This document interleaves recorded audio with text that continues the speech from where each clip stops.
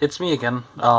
Today we're going to be looking at these two puzzle locks. They're both level 8 in difficulty. So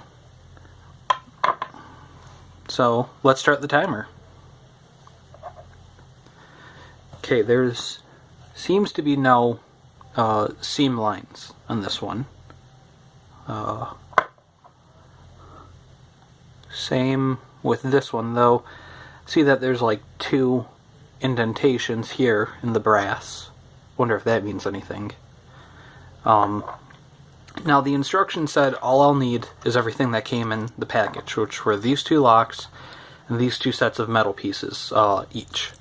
Not really sure what they're for, but they look like something. I'm not really sure. Wait.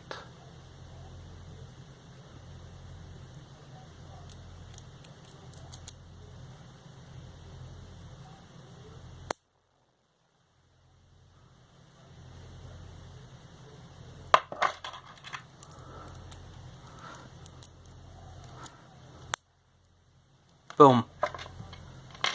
1:05. Thanks for watching.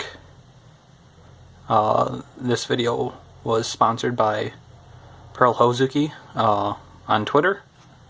Maybe check them out.